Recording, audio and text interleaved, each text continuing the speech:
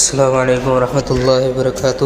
جی ہم توابع پڑھ رہے تھے، یعنی اگر کسی اسم کی رفعی حالت، نصبی حالت، جری حالت تو ہے، مگر اس میں مرفوعات، منصوبات، مجرورات میں سے کوئی سبب نظر نہیں آ رہا، تو ہم کس طرح کہیں گے کہ اس کی رفعی حالت ہے، نصبی ہے، جری ہے؟ یعنی ہم نے پیچھے اعراب بغیر الواسطہ پڑھ لیا تھا کہ بغیر واسطے کے اعراب، ڈائریکٹ اعراب۔ اب ہم اعراب بالواسطہ پڑھے ہیں کہ واسطے کے ساتھ اعراب کی کس طرح آتا ہے۔ تو ہم نے پہلے ایک تابع پڑھ لیا تھا جو کہ صفت تھا، اب آگے ہم تاکید پڑھ رہے ہیں، یعنی دوسرا تابع کہتا ہے وہ تابع جو مطبوع کے معنی کو ثابت اور پختہ کرنے کے لیے آتا ہے یا اس کے افراد کے عموم و شمول کے لیے آتا ہے۔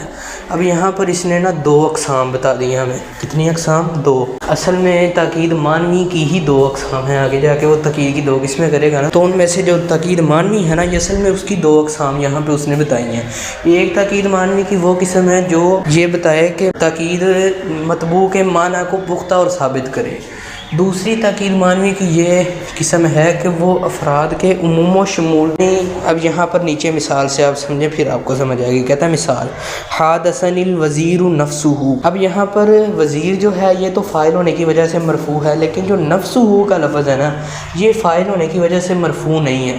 اب نفسہ یہ تابع ہے اور وزیر جو ہے اس کا متبوع ہے، اس وجہ سے دونوں کا اعراب ایک جیسا ہے۔ اس میں مطابقت کی بھی ضرورت نہیں ہے، صرف ایک چیز میں مطابقت ہونی چاہیے، وہ یہ چیز ہے جو آگے نفسن کے آگے جو ضمیر ہے نا، ہو، اس میں مطابقت ہونی چاہیے۔ اگر پیچھے وزیر اکیلا ہے تو پھر اس کے مطابق ضمیر آئے گی نفسہ۔ اگر وہ دو ہو جائیں گے وزیران تو پھر نفسہما آ جائے گی، اگر ضمیر زیادہ ہو جائیں گے تو پھر نفسہم آ جائے گی۔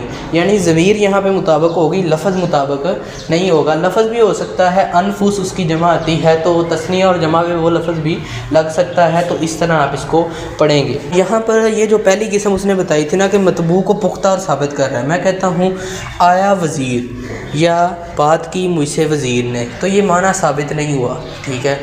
یہاں پر یہ بتا رہا ہے کہ مجھ سے وزیر نے بات کی، اب اس کے اندر پختگی نہیں ہے، لیکن جب اس نے کہا نا مجھ سے وزیر نے بذات خود بات کی، نفس ہوگا مطلب بذات خود، تو مجھ سے وزیر نے بذات خود بات کی، اب اس کے اندر پختگی پیدا ہو گئی کہ وزیر نے بات کی اور کسی نے نہیں کی۔ ہو سکتا ہے وہ پہلی بات کے اندر وزیر سے مراد کوئی اس کا سیکرٹری لے رہا ہو، یا پھر وہ وزیر سے کوئی اور بندہ مراد لے رہا ہو، تو یہاں پر جب اس نے کہا نا مجھ سے وزیر نے بذات خود بات کی تو یہ معنی ثابت ہو گیا۔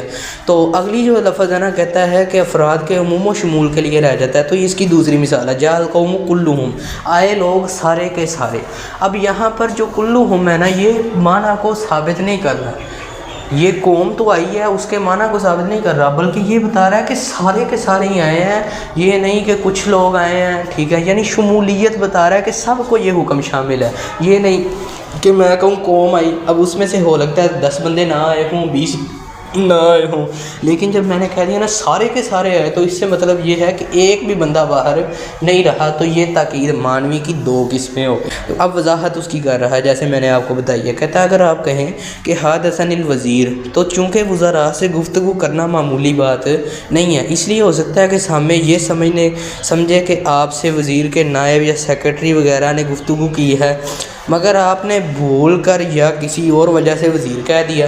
اب آپ نے جب وزیر کہا نا مجھ سے وزیر نے بات کی، تو ہو سکتا ہے آپ نے غلطی سے وزیر کا نام لے لیا، وزیر عام بندوں سے بات نہیں کرتے، لیکن جب آپ نے کہا نفسہ، خود اس نے کی، تو آپ کی بات کا معنی ثابت اور پختہ ہو گیا کہ بات کرنے والا بذات خود وزیر ہی تھا، تو یہ ایک قسم ہے۔ کہتا ہے دوسری مثال میں صرف جاء القوم کہنے سے یہ احتمال باقی رہتا ہے کہ آیا کچھ لوگ آئے یا ساری قوم آئی، لیکن جب کلہم نے مذکورہ احتمال ختم کر دیا اور مطبوع کے تمام افراد کو شامل ہوا اور ان کا احاطہ کر لیا، اس لیے ایسے الفاظ کو تاکید اور جن کی تاکید کی جائے اسے مؤکد کہتے ہیں۔ تو تاکید کے مطبوع کو کیا کہتے ہیں؟ مؤکد، تاکید کیا ہوا، ٹھیک ہے، مؤکد تاکید۔ دونوں قسموں کی اس نے آپ کو وضاحت کر دی ہے کہ دوسرا شمولیت کے لیے آیا ہے، ہو سکتا ہے کہ کچھ بندے ہیں، لیکن جب ہم نے کہہ دیا نا سارے کے سارے، تو اس سے مراد ایک بھی بندہ باہر نہیں رہا۔ کہتا ہے مذکورہ مثال میں نفس اور کلہم تاکید اور الوزیر اور القوم مؤکد ہیں، الوزیر اور القوم مؤکد مرفوع ہے، اس لیے نفس اور کلہم تاکید بھی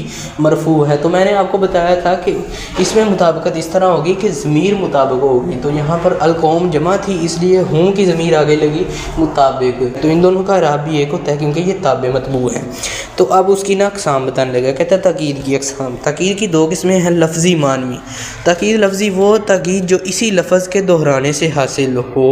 اب نا تاکید معنوی کی پہلے وضاحت نہیں کر رہا، تاکید لفظی اور معنوی کو اس طرح آپ سمجھیں کہ معنوی تاکید تو یہ ہے نا کہ آپ کوئی الفاظ ساتھ لے ہیں، نفسہ، کلہم، اجمع، وقتہ، اس طرح کے الفاظ آپ لے ہیں، عین، ٹھیک ہے، عامۃ۔ اور تاکید لفظی جو ہے نا وہ اس طرح اصل ہوگی جیسے کوئی بندہ ہے نا کلاس کے اندر، آپ بیٹھے ہیں شرارتیں کر رہے ہیں، استاد جی ہیں، تو فوراً بچے کہتے ہیں استاد جی استاد جی استاد جی، یعنی ایک مرتبہ کہنے سے بھی سمجھ آ جاتی ہے کہ استاد آ گئے ہیں، لیکن جب آپ نے 2-3 مرتبہ کہا نا تو اس کے اندر تاکید ہو گئی، تو یہ تاکید لفظی ہے کہ اسی لفظ کو دہرا کر تاکید حاصل ہوتی ہے۔ کہتا ہے وہ لفظ جو وہ تاکید جو اسی لفظ کے دہرانے سے حاصل ہو، یعنی تاکید کی غرض سے مؤکد کلمے یا جملے ہی کو دہرایا جائے، جیسے رأیت الحیہ حیہ۔